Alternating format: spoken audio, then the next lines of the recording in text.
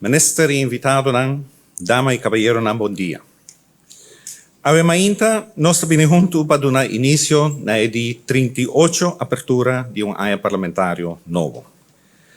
E 21 membros que formam parte do órgão aqui, junto com o governo, para exercer o poder legislativo. Poder que o povo confia na cada dos membros aqui presentes. Essa aqui está algo grande e, à la vez, delicado. Para sobre esta implica uma grande responsabilidade. E responsabilidade para defender, proteger e salvaguardar o princípio de nosso Estado de Direito. Democracia é algo valioso. Democracia não somente está a base riba qual governação e representação do povo está fundada, pero esta é salva-vida de convivência, de respeito, liberdade, igualdade, justiça e participação inclusiva. Está crucial para nos unir, lantar e defender o princípio de igualdade e de dignidade humana, qual é uma tarefa de nós todos. Defender e proteger é mais vulnerável, como também é que não tem voz.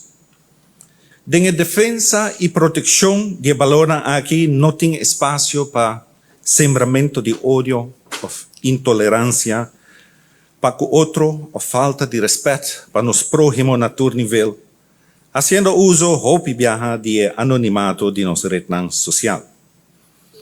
Nós está prometendo chamar para dar um bom exemplo. Nós, dengue sala aqui, está reflejo de nossa sociedade. Senhor Presidente, Aruba, recentemente e também no passado, a demonstrar que o chiquito que é portar, não haria para retornar com apresentar-se diante, nem com pisar ou duro que não portava tá. História está recordando-nos que no passado, Aruba a experimentar desafio grande. No momento mais crítico, a queda demonstrar que Aruba está com para navegar tanto em água quieto como em água turbulento.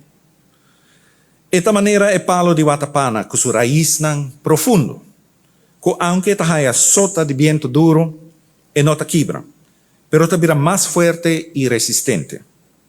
Pois, aunque tem desafio grande que nós temos que enfrentar, sin embargo, trabajando junto e com a meta central de llevar nosso país adiante, nos por criar um futuro mais melhor e sustentável.